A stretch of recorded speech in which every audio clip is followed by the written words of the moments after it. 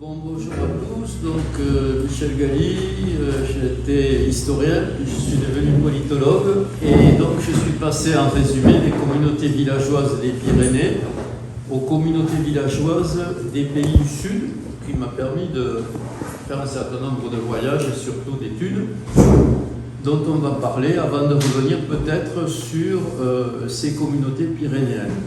Alors hier, on a eu un début de discussion, malheureusement... Ah non, je peux faire la lumière. Merci. Et donc avec Christian Bourré notamment et Denis Mirouz,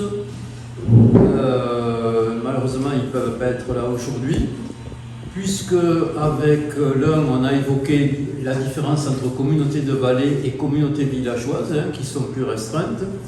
Et avec l'autre, Denis Mirouz, je pensais qu'on pourrait aborder cette période obscure entre la fin de l'époque romaine, gallo-romaine, et puis le Moyen-Âge, disons classique des chartes du XIIe, XIIIe siècle.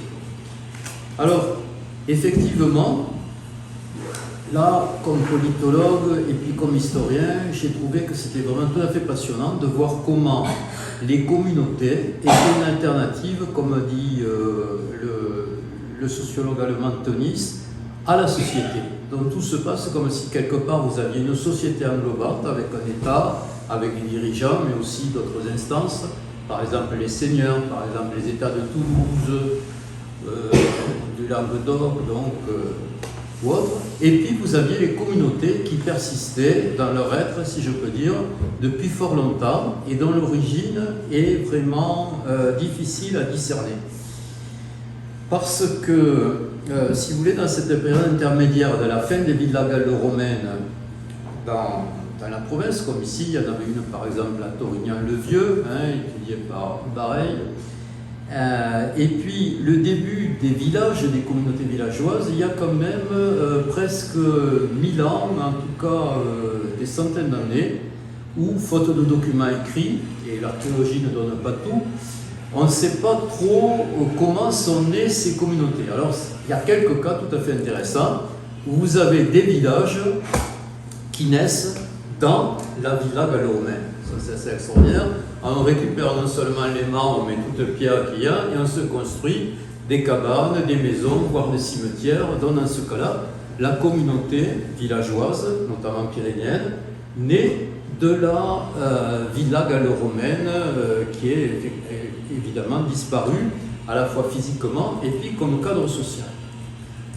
Alors, il ne faut pas non plus idéaliser, mais je peux peut-être dans à ça, des communautés villageoises qui existeraient de toute éternité et puis qui seraient perturbées par les méchants pouvoirs extérieurs, notamment les seigneurs, l'État, etc. Parce que, vous le savez peut-être, à l'époque gallo-romaine, on a installé le long des Pyrénées des villes gallo-romaines comme Saint-Bertrand-de-Comminges, mais il y en a d'autres, pour contenir, disent les textes de l'époque, des tribus montagnardes, un ramassis de brigands, peut-être ça c'est le point de vue romain légèrement exagéré, mais en tout cas turbulents et issus de peuples divers et variés qui venaient notamment d'Espagne. Alors vous le savez peut-être, là je me permets une petite anecdote, mais en face de Saint-Bertrand-de-Comminges, de l'autre côté des Pyrénées, en Espagne, on a trouvé il y a 30 ans une ville impériale romaine qui s'appelait l'Abbey Tolosa. Et qui est donc, on l'a trouvé, dans un cerf, un paysan retourne une pierre gravée et il trouve le début d'une ville gallo-romaine qui est étudiée depuis 30 ans. Et la semaine dernière, on a eu le résultat un peu plus du côté de Saragosse d'une ville impériale romaine inconnue, qui a été découverte il y a 2 ans. Et pareil, vous voyez, des villes de Piémont pour contenir les Pyrénéens de chaque côté des Pyrénées. Donc, nous, on voit apparaître les communautés villageoises, notamment dans les Pyrénées, à l'occasion des chartes de transactions qui sont dans toute l'Europe, d'ailleurs, notamment en Allemagne et en Italie, et qui sont censées, pour les juristes à l'ancienne, être une sorte de don, d'octroi, de liberté, au pluriel, octroyé par les seigneurs aux paysans qui succèdent, plus ou moins sortis du servage, qui obtiennent un certain nombre de droits sur les forêts, les pâturages, principalement. Mais en fait, c'est ce qu'on constate parce que dans d'autres pays, en Italie, il y a plus de documentation. Ces communautés villageoises, elles sont d'origine diverses et variées. Elles sont d'abord spatialement, on en a parlé, au niveau de vallées, parfois. Parfois, la vallée comprend plusieurs communautés villageoises, plusieurs villages jusqu'à maintenant, qui sont maintenant devenus autant de communes. Et elles sont hiérarchisées aussi dans le temps.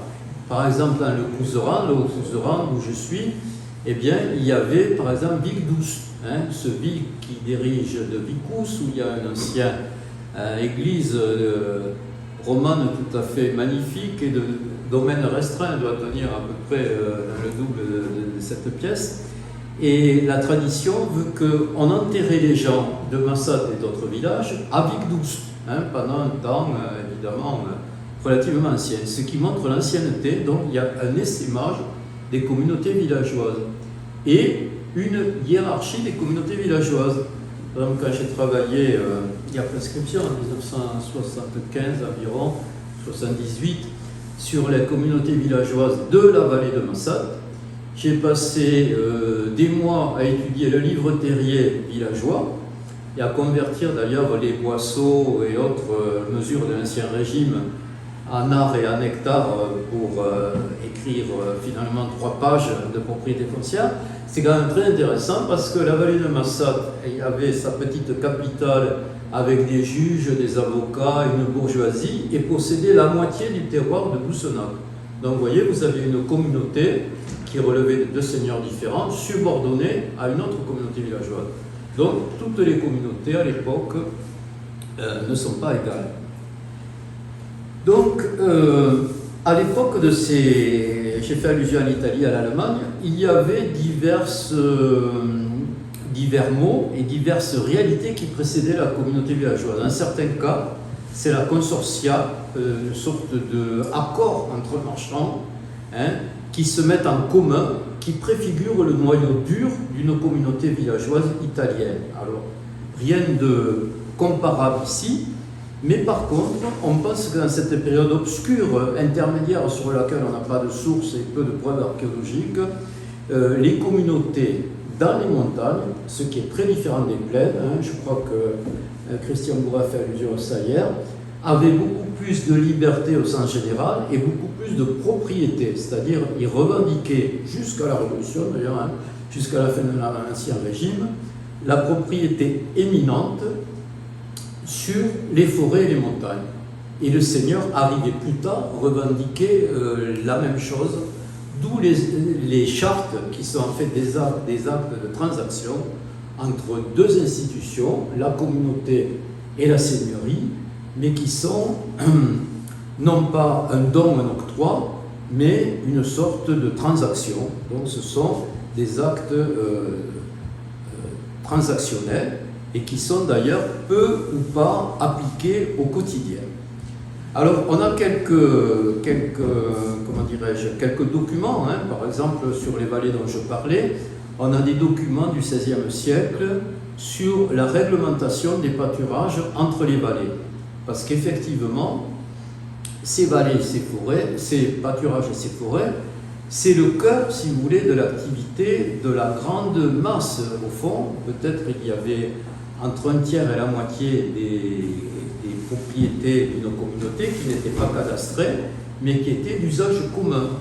Alors les plus pauvres, évidemment, ils vivaient notamment des estives et des forêts, le reste étant cadastré, évidemment, approprié individuellement. Alors cet exemple, dont ça vous intéresse, on pourra en parler jusqu'au XIXe siècle, ça a toujours été conflictuel. Alors, soyons pas idylliques, c'est aussi conflictuel entre communautés, entre RC et Massat, entre Bacille-Sérou et Massat. Je crois que vous avez sorti des archives là-dessus, moi aussi. On se rencontrait pour se taper au minimum à coups de bâton parce qu'on revendiquait des droits d'usage sur les mêmes pâturages. Donc ces actes aussi transactionnels concernaient les réglementations des montagnes, par exemple, entre 2 communautés. mais c'était aussi entre seigneurs et communauté. Alors pour les quelques massatois ou connaisseurs de la vallée sur laquelle j'ai beaucoup travaillé, il y avait un seigneur de la famille des Foix-Rabat qui voulait user et abuser des droits seigneuriaux. Par exemple, bloquer, on ne s'imagine pas, mais à l'époque, l'araque, le flottage du bois, l'utilisation des pâturages et des forêts, c'était des sujets vraiment fondamentaux et très discutés. Et à force de violence sur les habitants, par exemple sur la place du village, il y avait une maison seigneuriale avec des gens en armes, il y avait des chaînes en travers de l'Araque. Quand les habitants de cette vallée du Couserans en ont eu assez, ils se sont soulevés en 1639 et ils ont fait fuir le seigneur et brûler le château. Et chose peut-être beaucoup plus intéressante, ils ont mis en commun les propriétés seigneuriales pendant 10 ans. Alors, c'est pas non plus idyllique, hein, c'est pas le pouvoir aux communautés, parce que le roi, via l'intendance, a envoyé l'équivalent d'une petite armée et a attrapé des villageois et les a envoyés aux galères. Il a tué quelques-uns et bastonné les autres. Donc voilà, c'était quand même disputé. Et ces communautés villageoises, elles ont toujours gardé cette volonté de propriété éminente, donc surtout des biens communs, mais au fond, dans leur esprit, de l'ensemble du territoire communautaire. Et alors, ces communautés pyrénéennes, elles étaient organisées de manière stratifiée, ce qu'à mon grand plaisir, j'ai retrouvé dans d'autres peuples et civilisations, d'autres aires géographiques. Elles étaient en gros divisées en trois. L'Assemblée générale et les chefs de famille, le conseil restreint, le conseil communautaire, et puis, nous qui sommes de droit romain, les consuls, qui étaient deux. Hein, on n'admet pas donc un pouvoir isolé, ce qui est déjà un projet politique, parfois exprimé, mais parfois, au fond, coutumier. Et ces communautés villageoises, elles sont quand même, à mesure que va le temps, qu'on s'approche de l'Ancien Régime, hein, où les communes ont succédé, comme l'a dit Christian Bourret hier, aux communautés villageoises, elles sont inégalitaires.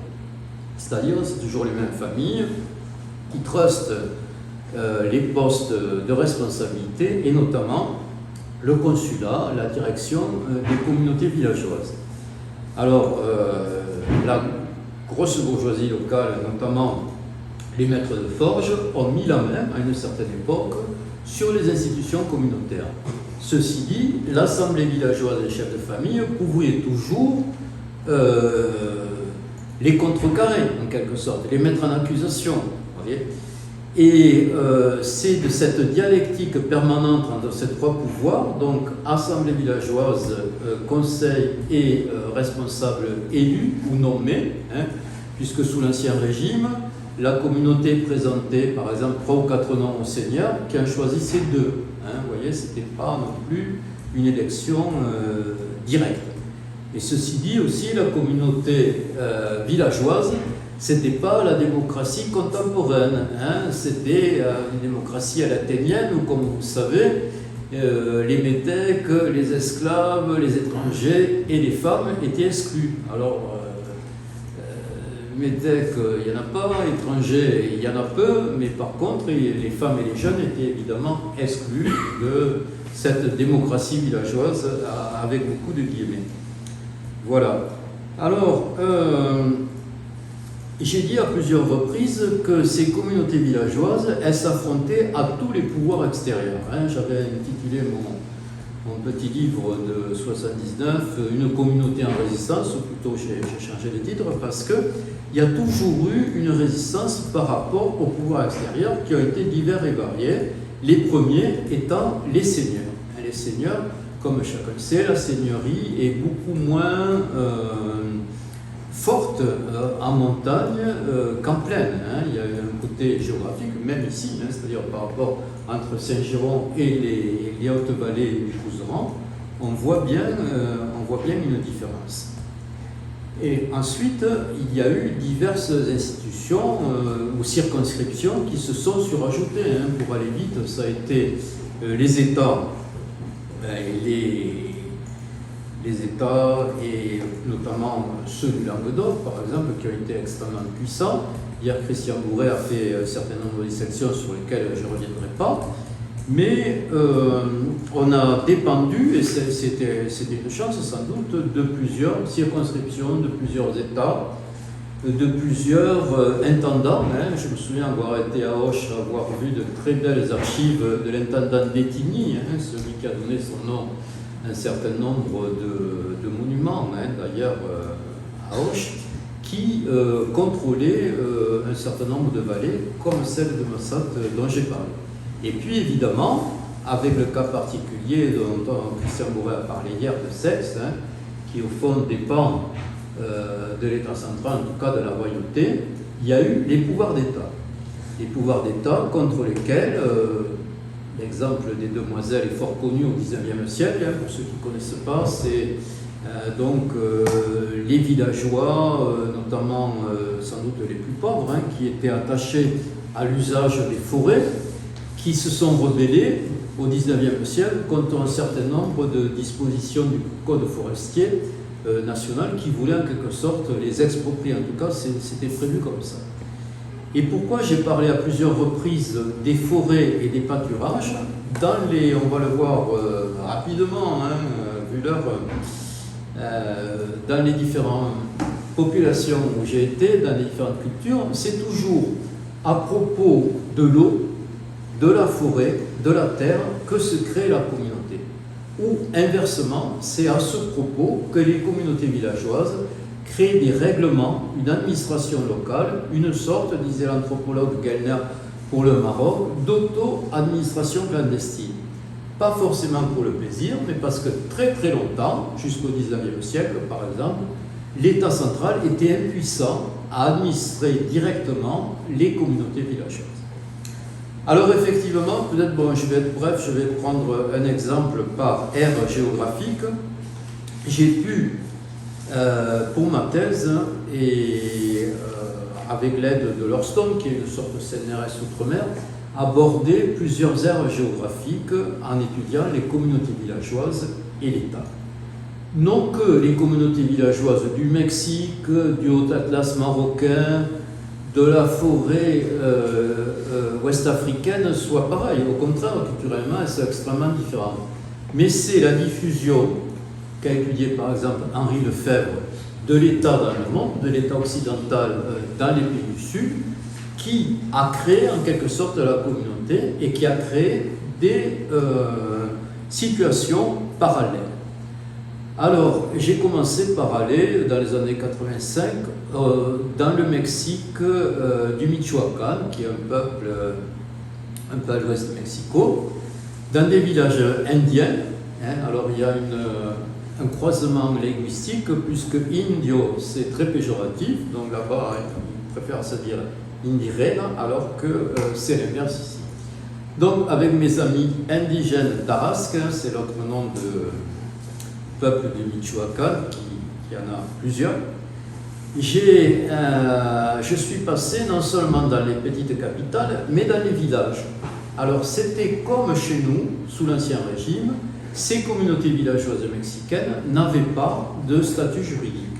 Elles existaient, et même depuis des siècles, elles n'étaient pas reconnues par l'État. C'est en 1763 que le contrôleur général Laverdy, L-E-V-E-R-D-Y, a reconnu au nom de l'État le statut juridique des communautés villageoises en France, et donc un pas avant leur transformation en commune. Donc, dans ces villages mexicains, dans le Michoacán, il y avait une dualité de population. Et les gens reconnaissaient leurs ennemis, du point de vue communautaire, au fait qu'ils étaient métis. Et métis veut dire qui venaient de Mexico, qui venaient de l'État, qui venaient les exploiter, qui venaient prélever la part du lion sur leurs ressources.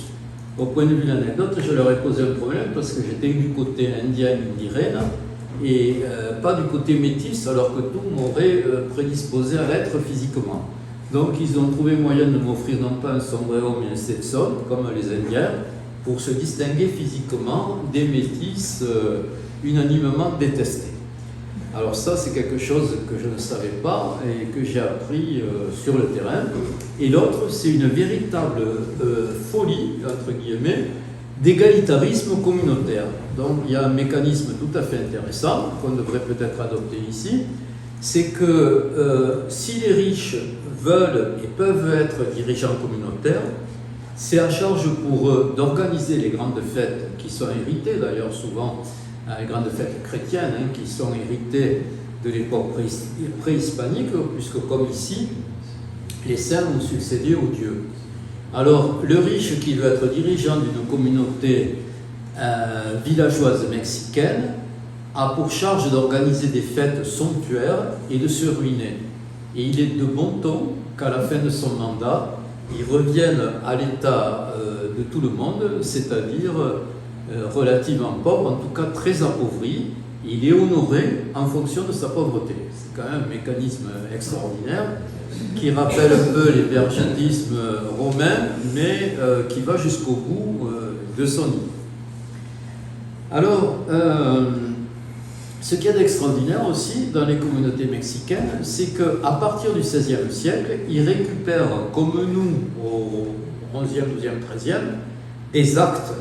des actes qui sont absolument divers et variés, auxquels on n'a pu accéder que très récemment, qui sont sacralisés. Alors un vice-roi disait, bon, ce village existe, il a le droit à la forêt. Et c'est rédigé en espagnol du XVIe siècle, on le met sous clé, et c'est le fondement, la fondation de la communauté villageoise. Donc il y a une sacralisation de l'écrit, qui est peut-être d'ailleurs difficile à décrypter 4 siècles après, mais qui prouve ces relations entre la communauté villageoise et l'État. Donc l'État a créé, comme je disais, de la communauté. Alors, vous aviez aussi un modèle complètement différent, c'est en pays nord-africain, surtout en pays berbère. Alors il y a beaucoup de choses sur la Kabylie, je ne m'attarderai pas là-dessus, et c'est compliqué du fait que le colonisateur français a usé et abusé de ces spécificités kabyles et en général berbères pour, au fond, renforcer cette particularité contre l'État central et même l'État indépendant algérien, marocain, etc. Il y a un côté linguistique, mais il y a aussi un côté communautaire. Alors, ce qui est extraordinaire, je travaille dans le Haut-Atlas marocain, d'ailleurs avec des amis berbères, c'est que vous avez un cycle politique, puisque les historiens, en particulier du Maroc, distinguent le Bled el Marsin, le pays de l'État, qui est donc assigné aux capitales, comme Rabat, Fès, Marrakech, selon les époques, et puis le Bled el Siba, c'est la montagne, l'Atlas, le pays des communautés villageoises, toujours prêtes à faire des insurrections contre un État coercitif. Le Marsin, le magasin, à l'origine, c'est l'État prédateur. Et alors, ce que disait déjà Ibn Khaldoun au XVIe siècle, c'est qu'il y a un ressourcement permanent du pouvoir central et royal en l'occurrence, par les insurrections qui se passent dans la montagne, au fond, dans ces communautés villageoises, qui, eux, rêvent, comme ailleurs, d'un modèle qui ne s'est jamais vraiment réalisé, mais d'un modèle communautaire politique, en quelque sorte, transposé au niveau de l'État.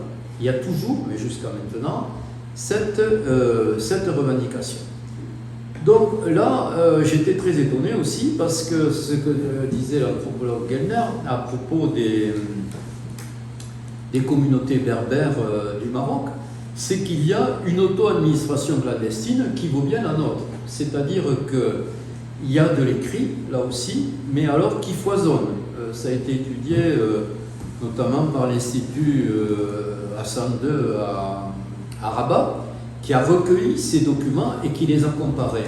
Et qu'est-ce que c'est, ces documents? C'est la réglementation, comme ici, si je peux dire, des bois et forêts. Il y a même un chercheur de la moitié du XXe siècle, un Ariégeois tombé par hasard dans l'Haut Atlas, et qui en était fasciné. Il disait, en gros, c'est pareil, parce qu'on a des forêts, des pâturages et de l'eau. Alors évidemment, le problème de l'eau est beaucoup plus grave, si je peux dire, dans l'Atlas berbère qu'ici. Mais enfin, c'est un peu pareil. Il y a des réglementations très détaillées, écrites, et qui ne sont pas coutumières, de l'eau, du circuit de l'eau entre les diverses propriétés, par exemple. Et puis, il y a une autogestion des forêts, comme il y a eu ici. Vous savez que maintenant, c'est souvent donné en quelque sorte en concession à l'Office national des forêts, à l'ONF, mais pendant des siècles, il y a eu une gestion avec des forêts en débaisse, des forêts interdites pour la reconstitution du taillis forestier. Donc c'était les communautés villageoises ici qui faisaient ces réglementations. J'ai vu la même chose au fond de l'Atlas, de même pour les pâturages. Alors il y a le grand historien et surtout sociologue Jacques Berck qui a été nommé à l'époque coloniale, il était assez agité, il était progressiste, il était à faveur de l'indépendance, dont le gouvernement colonial à l'époque de Lyautey l'a nommé, enfin un peu plus tard, l'a nommé dans la montagne. Il a été ravi, il a commencé ses études d'anthropologie, et il voyait dans la montagne berbère quelque chose d'aberrant. Il disait, mais attends, l'eau court selon un ordre que je ne comprends pas. Parce que c'est évident, l'eau, c'est les cultures dont les richesses ou même la subsistance. Et il a vu, finalement, après être réexpliqué par ses informateurs interprètes berbères, que l'eau suivait non pas la succession classique et au fond verticale des parcelles, mais suivait des liens de propriété, c'est-à-dire le lignage et l'origine sociale des gens commandaient les droits de l'eau. Donc ces droits de l'eau, ils ne suivent pas une rationalité occidentale, mais ils suivent la logique sociale des familles, des communautés berbères. Voilà. Alors, après ces pérégrinations mésoaméricaines, nord-africaines, j'ai passé une vingtaine, voire une trentaine d'années en Afrique de l'Ouest. Et là, ce qui m'a frappé, c'était la diversité des situations. Alors, j'ai retrouvé par exemple la triade assemblée communautaire, conseil des anciens et chef de village, mais transformé, évidemment adapté aux cultures. Par exemple, vous avez toujours dans les communautés villageoises deux leaders, l'un apparent, d'ailleurs qu'on met en rapport avec l'État et qui a tous les embêtements de rapporter au préfet, qu'on appelle d'ailleurs commandant jusqu'à maintenant comme à l'époque coloniale, tout ce qui se passe dans son village. Mais vous avez, comme au Mexique, pour les classiques villageois, vous avez le pouvoir de l'ombre. Le pouvoir de l'ombre, on l'appelle le maître de terre. Il est descendant de celui qui a établi un accord avec les dieux, il y a bien longtemps, le premier migrant, et donc il a un droit en quelque sorte sacré sur la terre, et il donne des ordres discrètement au chef de village qui lui est subordonné, ce que ne voit pas ou ne veut pas voir l'État central. Ça, c'est une caractéristique qui existe dans beaucoup de villages, de communautés villageoises, mais qui n'est pas, ce modèle n'est pas universel. Je me souviens d'avoir envoyé une étudiante au Sénégal qui n'était pas contente parce qu'elle n'avait pas trouvé forcément le modèle qui est un idéal type, comme dit Max Weber, une simplification en quelque sorte, un modèle qui n'est pas forcément réalisé partout de la même manière, bien évidemment.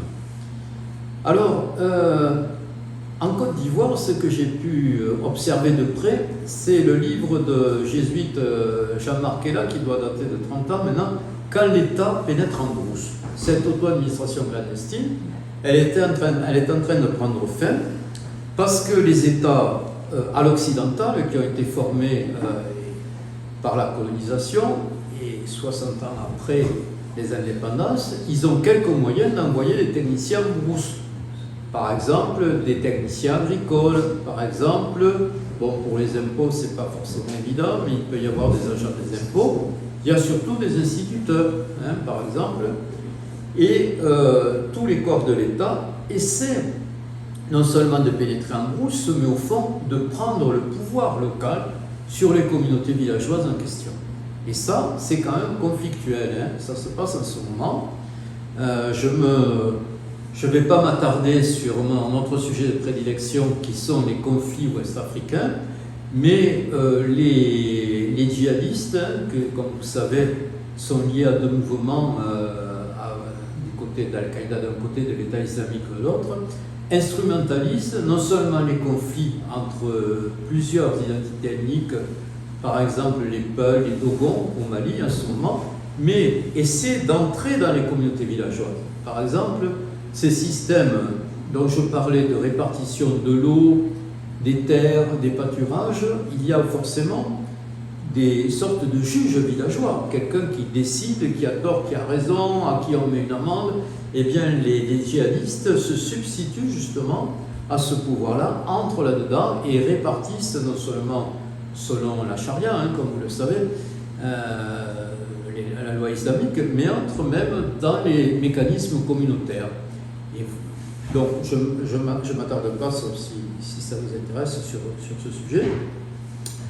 Mais je vais résumer la situation. En gros, ces communautés villageoises en Afrique de l'Ouest, elles ont une réalité, une substance complètement différente selon qu'elles sont dans des pays à État, des pays à chefferie ou des pays segmentaires. Alors je m'explique rapidement. Les pays segmentaires, dits à l'époque coloniale anarchistes, c'est-à-dire sans pouvoir local, c'est le règne des communautés villageoises. Et là, elles sont parfois en conflit l'une avec l'autre, mais au fond, elles assurent l'essentiel du politique jusqu'à maintenant. Alors, l'administration d'État des milliers de kilomètres peut dire ce qu'il veut, mais l'administration, là, elle est assurée, la gestion, on va dire, hein, par les communautés villageoises. Alors, maintenant, les chefferies. Par exemple, un pays sénoufo au nord de la Côte d'Ivoire. Les chefferies, elles regroupent plusieurs communautés villageoises. Elles s'établissent au-dessus des communautés villageoises et elles essaient de rogner un peu leur autonomie. Maintenant, les sociétés à État, c'est les royaumes précoloniaux qui subsistent jusqu'à maintenant. Par exemple, vous avez les royaumes Ani, les royaumes Baoulé, si je reprends le cas de la Côte d'Ivoire, mais ça existe aussi ailleurs.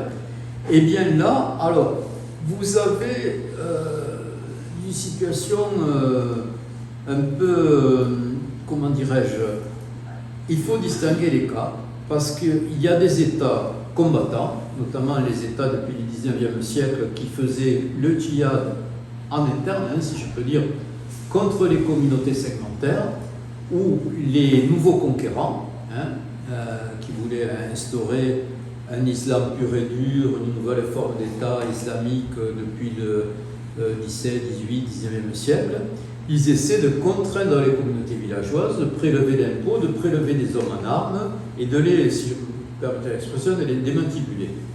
Mais d'autres, des pouvoirs à l'ancienne, comme par exemple le pouvoir Ashanti du Ghana, qui a son pendant en Côte d'Ivoire, ils avaient adopté un modus vivendi.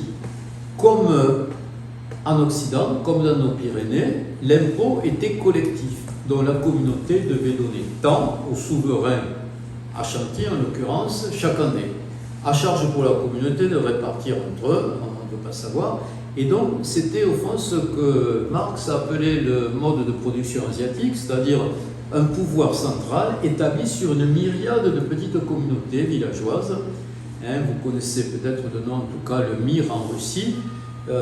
Avant la révolution bolchevique, un certain nombre de russophiles avaient rêvé à établir sur ces communautés villageoises une sorte de pouvoir à la russe, hein, si vous voulez, qui respecterait ses particularités.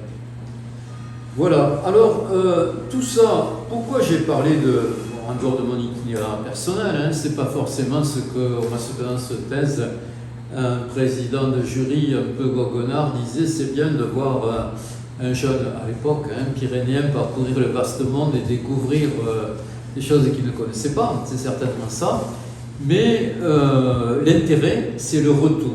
Mon vieux professeur Georges Ballandier, qui a son âme, a écrit un livre sur le détour, c'est-à-dire pour connaître quelque chose qui concerne notre culture, il faudrait partir ailleurs, de préférence le plus loin possible, et puis revenir. Hein. Après le détour, il y a le retour, si je peux me permettre. Et donc, vous voyez que entre les différentes formes de société, par exemple segmentaire ou anarchique, chefferie ou État, la passion communautaire mexicaine, la réglementation berbère en Afrique du Nord des forêts, des pâturages et de l'eau. Tout ça donne de nouvelles pistes, voire des points de comparaison anthropologiques pour nos propres sociétés, notamment pyrénéennes. Vous savez qu'on a dit par exemple de l'Andorre que c'était des communautés villageoises qui avaient réussi de manière quand même très restreinte, hein, mais il y a toujours eu, notamment dans les révoltes paysannes, en particulier pyrénéennes et pas seulement, cette utopie d'une communauté des communautés. Alors je ne fais pas allusion aux circonscriptions actuelles, mais ça serait une sorte d'État fondé, au fond, sur la fédération, il faudrait employer le mot, des communautés villageoises. Et ce modèle qui n'a jamais abouti politiquement au niveau d'un État, sauf peut-être en Suisse, et on pourrait en avoir une longue discussion dessus, ça a toujours été le modèle implicite des communautés villageoises, en particulier pyrénéennes, avec un égalitarisme latent qui voudrait que personne ne dépasse. Mais ça a été, comme on le disait tout à l'heure, ça a été plus une utopie qu'une réalité, puisque nos communautés pyrénéennes étaient inégales, avec plusieurs stratifications selon, au fond, la richesse et les compromis qu'on faisait avec les pouvoirs externes. Voilà, donc je vous remercie. C'est un long parcours avec des allers-retours, mais ça résume un peu au fond mon itinéraire intellectuel. Merci.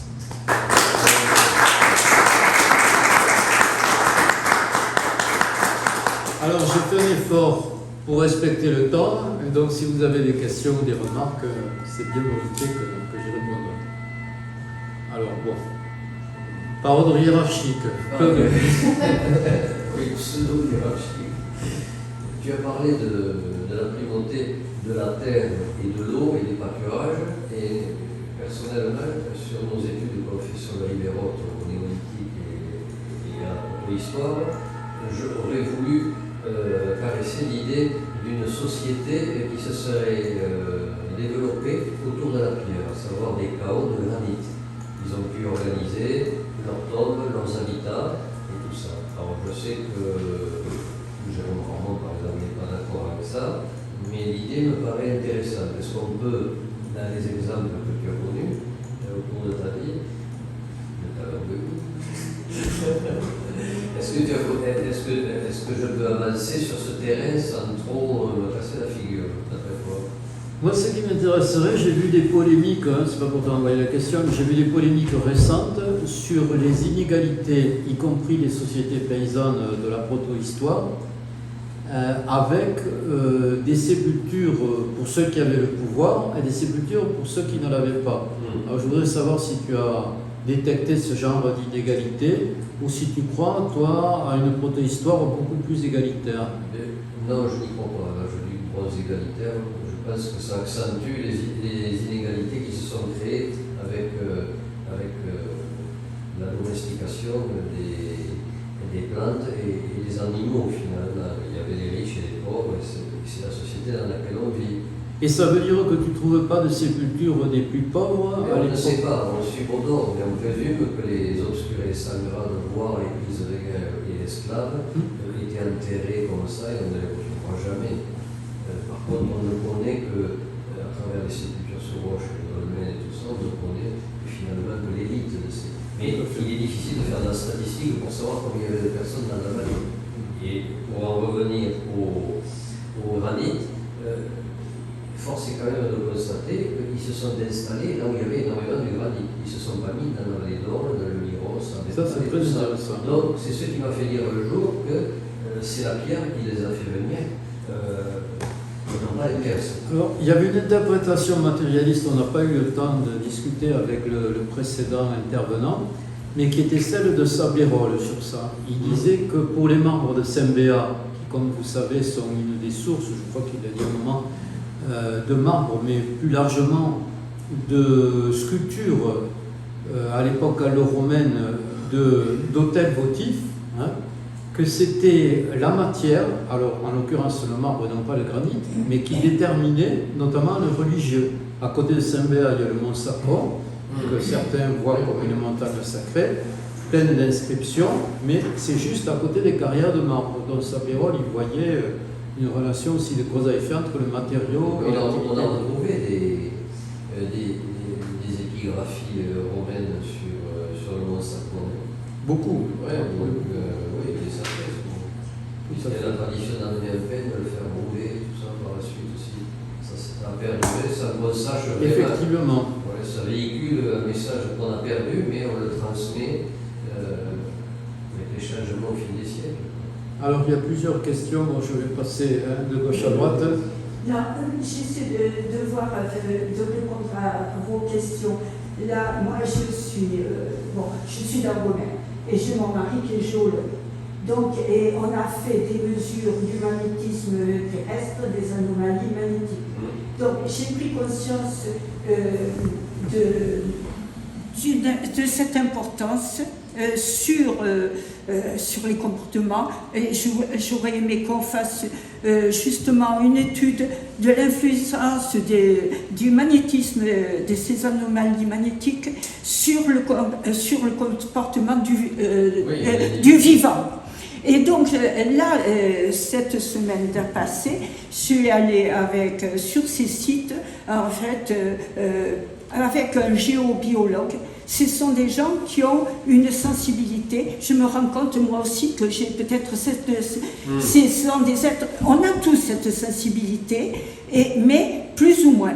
Et donc là, on est allé sur ces sites, entre autres, on a cherché ailleurs, ils sont dans le Fougère, le dolmen inaccessible. J'étais allée le voir avec Jérôme Ramon. Et donc, se lier la géologie, le paysage et les places de ces pierres. Et là, sur les pierres d'Élie, la pierre d'Élie, on est allé à Sesco, au-dessus de Sesco, là où il y a des alignements de pierres détruites, et bien, avec sa sensibilité, on s'est rendu compte que ça correspondait ou à des circulations d'eau, ou à des circulations d'eau, ça apporte ou des failles. Donc, et c'est pas rien, hein, et ça correspond à la géologie. Donc on est allé sur le site au-dessus de Sesco, si vous le connaissez, c'est Père Rebute, et c'est fantastique, moi je l'avais ressenti sans rien savoir, et donc ça se situe vraiment sur ce fait. Et donc moi je suis allée aussi dans ces peuples, et oui, c'est une remarque, c'est qu'à ma grand-mère on a dit qu'elle venait directement du Paléolithique. Et je me sens ça, c'est-à-dire qu'on sort de la grotte et on est avec on voit notre monde et on a besoin de se repérer, en fait, de voir et de s'organiser, vraiment comme les gens qui sortent de la grotte. Et s'organiser en petites communautés, etc., avec le conseil de village, des anciens qui ont de l'expérience, qui ont vu, avec le chef de village qui a des responsabilités, mais derrière, il y a toujours celui qui est un peu plus sensible que la moyenne et qui perçoit autre chose et qui peut prévoir certaines choses. Si, excusez-moi, pour revenir à ce que vous avez dit au début, quand vous avez parlé d'anomalies géomagnétiques, c'est quelque chose que vous avez pu mesurer avec vos amis? Oui, mais mon mari avait un programme d'études des anomalies magnétiques sur les Pyrénées. Mon mari travaille travaille toujours sur la formation des Pyrénées. Peut-être on pourra après avoir cette carte. Voilà. Donc, rapidement, puis on se reverra. Parce que je pense qu'on doit travailler ensemble. Par contre, vous pouvez ce que vous disiez, madame, nous, ce qui nous intéresse, disons, du côté scientifique, qui intéresse certainement Philippe aussi, c'est qu'on voudrait prendre justement dans les différentes zones de granit du Rivero, avec les rangues et tout, pour voir s'il y a une influence médicale par rapport au taux de radioactivité, parce que le granit, ça quand même, ça dépend. Oui, il y a le radon, etc. C'est très, très dangereux. moi, je pense qu'il faut étudier ça sur le fait qu'il y a du radon et donc tout le problème des crétins de la région et des crétins des Alpes aussi. Mais aussi, moi, je pense qu'il faudrait étudier l'influence de ces différents types de magnétisme. Parce que aussi, c'est la glande du stress. La thyroïde, c'est la glande du stress. Donc, quand vous changez on nous met dans des stress pas possibles actuellement, entre autres, et il faudrait le considérer parce que c'est là, je pense, le problème. Excusez-moi, madame, il y a une question juste à côté de vous, on continuera à l'écouter. J'avais une remarque et une réponse peut-être à ta première question là, sur les pierres Et les communautés. Et en fait, une question. Je vais commencer par la question qui était directement liée à ce qu'on disait au début sur le rôle des femmes dans les communautés de vallée. Donc la question, elle se situe dans les Pyrénées, puisque dans les Pyrénées, par exemple, au Pays Basque, et certainement plus loin plus loin dans le temps, le Pays Basque qui était plus étendu que ça, il y avait le droit d'aînesse intégral, où les femmes étaient autant que les hommes dans les conseils de vallée. Donc est-ce que dans vos travaux, il y a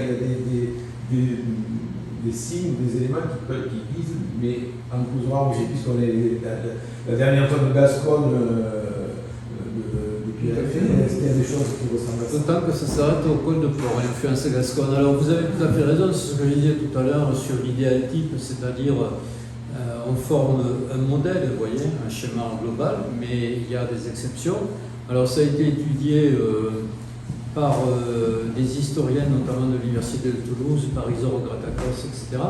Il est sûr que le modèle où c'était la femme qui était l'héritière et l'homme venait faire gendre, c'est un contre-modèle, c'est sûr, c'est presque les femmes au pouvoir, mais c'est sans doute quand même minoritaire sur l'ensemble de la chaîne et sur les 2000 ans dont on parle. Mais effectivement, il y a ce contre-modèle où les femmes avaient une influence très importante.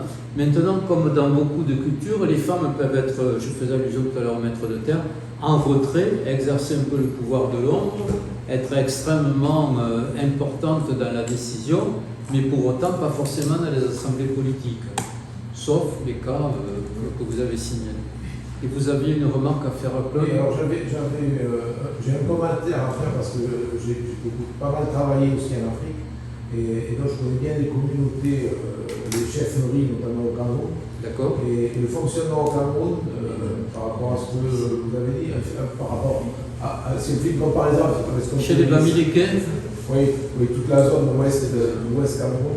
Et en fait, on voit très bien qu'il y a une vie en parallèle entre l'administration qui est issue de l'administration modèle français occidental et puis les chefferies qui persistent avec vraiment les chefs coutumiers qui gèrent les populations qui sont puissantes qui sont très puissants, et en fait les deux sont en parallèle. Alors qu'ici, après la Révolution, c'est quelque chose qui a supplanté, l'administration a supplanté et a fait disparaître quasiment.